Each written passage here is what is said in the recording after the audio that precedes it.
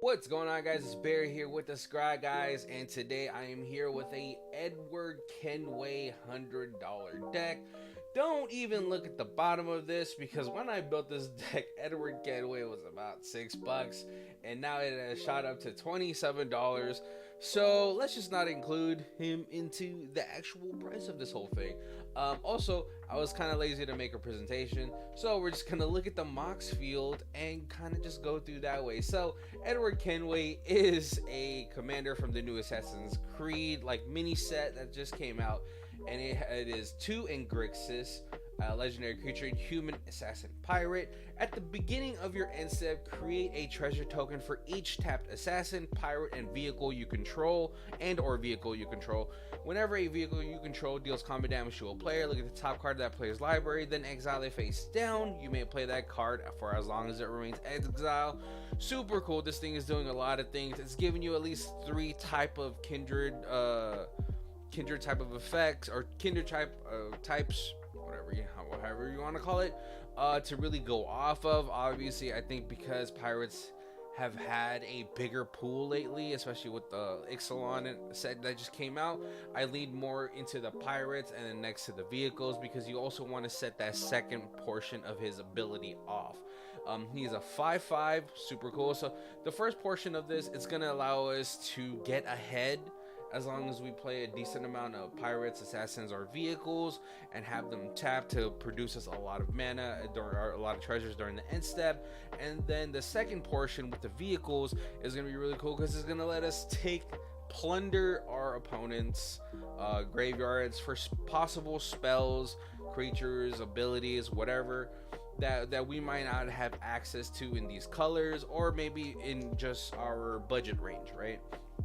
So this had to be, I wanted to have this be a decent mixture of creatures and vehicles. So we have about 26 creatures. Some of them will tap themselves, some of them are unblockable, some of them are here as utility. You can kind of go a bunch of different ways with this, right? So we have cards like Changeling Outcast, unblockable. We have Deadeye Tracker, which is kind of like a pet card of mine. I always try to fit this into decks. Sometimes it doesn't work, sometimes it does. But the fact that this gives itself the ability to tap, which will trigger Edward Kenway, is here specifically for that, and also just to do some graveyard hate, right? We have Stormcaller for the counterspell for our permanents. Spectral Sailor, one, it has flash, another has flying, so that way it can get through to our commanders, or to our opponents. A lot of the cards that we're going to see in here are going to have some sort of evasion, possibly, so we can tap them freely if we don't have a vehicle out to crew them with, right? Spyglass Siren, another 1-drop flyer that makes a map token. Pretty good, I think. Basim is probably one of my favorite ones in here. Whenever it's a mini Joyra, whether like Captain effect, whenever you cast a historic spell, it becomes unblockable. So, and it just keeps growing as long as it stays onto the field. This one, we're gonna be making so many treasure tokens, so to be able to buff up our team at the end step, it's a no-brainer. Dire Fleet, another way for us to grab something that won't be attainable in our colors, right? Like a Cultivate. Eve, Fire, I don't know how to say this. Fry, I think it's Fry. Okay, yeah. Pretty much the reason why it's in here is it taps itself. Fathom makes more pirates that we probably don't care about, so we can go ahead and freely attack with them when we need to. Francisco, flying. Malcolm, flying, haste, and it also gives us clue tokens. Flyer, Adwale lets us dig 6 deep for assassin, pirate, or vehicle. And then this one says, whenever a vehicle you control deals combat damage to a player, you may return it from the graveyard to our hand. So really cool, recurable way for us to keep digging through our deck to find, one of the 3 archetypes, right? Breaches, a lot of these are going to be self-explanatory. Captain Lannery Storm just gives us more treasures. Pirate Tutor, this one is nice for the ETB effect. Malcolm, another self-explanatory one. Mary Reed and Anne Bonny, super cool. This like it's probably one of my favorite cards in this deck or in this whole set as well. Just for the looting ability or the rummage. I always get those two mixed up. But it also makes us treasures as well. So yeah, as you can see, our package for our pirates, our creatures, are pretty much like, it's a very toolboxy type of pirate deck, right? Joyer is in here because we do have a fair amount of legendary creatures, but not just that, we do have a fair amount of vehicles and artifacts and all that stuff. And you know, she is a captain in her own right. She is a part of the Air Force division of the Navy fleet that is the pirates. Wonder is here just to give our other pirates flying. See, in chorus, a recruiter, port raiser. You can see why this is gonna be in here later on. We do have one combo in here, but it is like, it needs so many pieces that it's like kind of like a fair-ish type of combo. It is gonna be self-explanatory once you see it. Pretty slim on the sorceries, just because this is gonna be like, it's supposed to be a fun casual deck. So we have Blasphemous Ag and Blood Money more for like, you know, the flavor of it all, you know, the treasure tokens and all that stuff. Faithless Looting, just, you know, back in town is a great recursion type of card for all of our pirates and assassins. We don't have too many assassins in here. And Distant Melody, because we do have a fair amount of pirates in here that we can go ahead and draw a lot of cards with this. Our instance package is looking pretty standard too. We have Dark Ritual, Arcane, Counterspell, and Negate for our counterspell packages. Deadly Dispute for a little bit more card draw. Go for the Throw, Terminate, and Chaos Warp more for the board control. Fire Cannonade, nice little mini sweeper for non-pirate creatures. Dead Before Sunrise is actually really cool.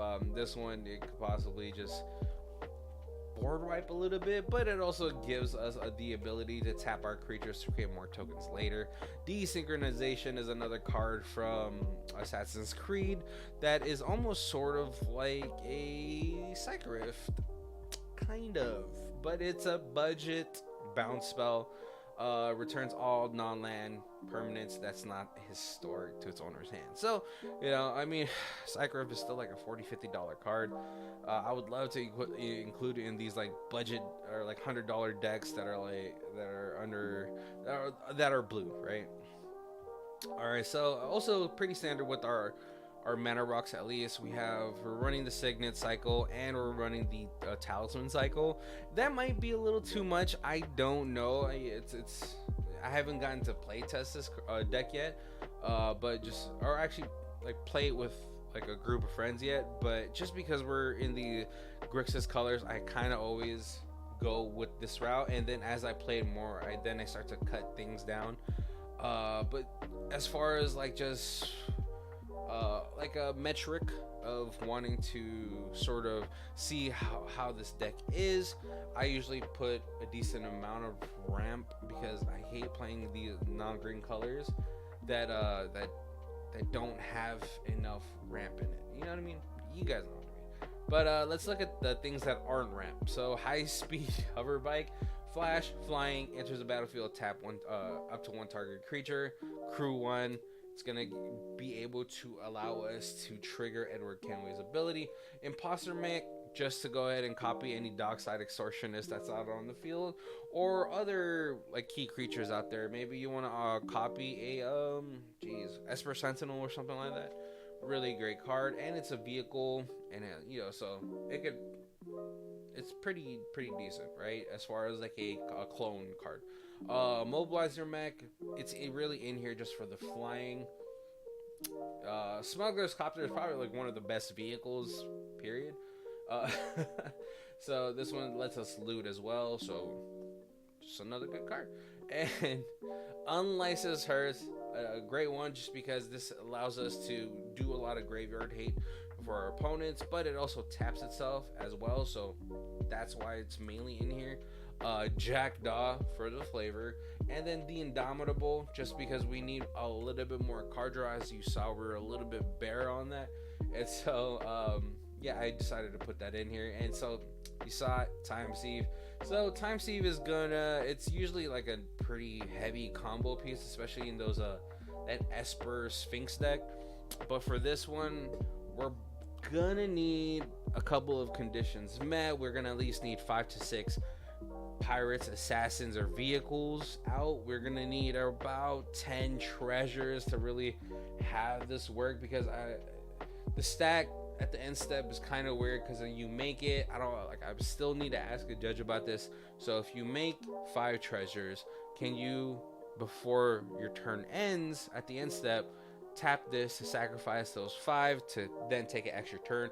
Or do you have to already have it already before the end step, do it, and then go through like that? I believe it's probably going to be the former, or the latter, where you're going to need the 10 and somehow but you understand the vision that I'm having for this. So obviously Time Sieve, with all the treasures that we'll be making, we'll be able to take infinite turns and really just wear our opponents out of the game, where they're probably going to just scoop after that. Let's look at our enchantments. We have Phyrexian Arena, Shared Animosity. Again, we have a bunch of pirates in here. Double Down is a card that I pulled like on my pre-release, and I'm like, I want to put this in the deck, and I'm trying to find out like the Kindred deck that I want to put this in, and pirates are probably the ones I would put this in. So doubling up on our pirates means doubling up on our treasures as well. Opposition is a mean card, especially if you have a healthy amount of creatures to tap all of our opponents, like keeping them on a lock. It's not a fun way, but sometimes it just be like that. We have Kindred Discovery. Nice that it's got reprinted, so it's like more affordable now as well. This is probably the next thing that needs to get reprinted so it can become more affordable, but we're also just creating so many treasures. So if we have Revel in Riches and Time Sieve and all that stuff, 2 to 3 turns later, we're probably going to win after that. And yeah, and then 34 lands, pretty standard for $100 budget build. Obviously there's no fetch lands that we could kind of squeeze in here. I think we actually can, but they just go back up in price after like a couple months. And so I kind of just wanted to keep this as standard as I possibly think it will be, to where it doesn't matter when the fetch lands go back up or when the shock lands go back up, it'll still be within this price range. So that's the deck that I built for this. As you can see, our curve is super high at 2, and then the next is 3, 4, and then we don't have anything after that really until 7. Let's see. Look at the stats: 44%, 27, 29, and 18. That's all the colors, like artifacts and vehicles that we're having. And yeah, and like it's a pretty decent hand to start off with. Like let's just do one round. Okay, so let's go. Boom. Let's do that. And we're not too bad right now. Look at that. Would you look at that? Let's do that. Didn't really have much to do with that. Alright, let's pretend like we Arcane Denial something. Oops. So we can draw cards for that. And then next turn, let's go. Alright, we'll do that. We'll cast our Smuggler's Copter. And do we do that just to have something to Smuggler's Copter later? Or would you save it? I feel like I'd have to save it, or maybe I don't know. Let's go. Alright, let's just go to the next turn, because then we could also just do it later as well. Oops. Alright, go land. So we're looking pretty decent right now. It's what, turn 4? 1, 2, 3, 4, 5. Let's cast our commander. Let's use our commander to crew Smuggler's Copter. Let's draw a card. See, what will go ahead and discard Chaos Warp. I'm always like iffy about Chaos Warp, but then when we were in colors that can't deal with certain things, then Chaos Warp is fine. Cool. Alright. So after that, let's go ahead and create 2 treasure tokens because we have 2 of these.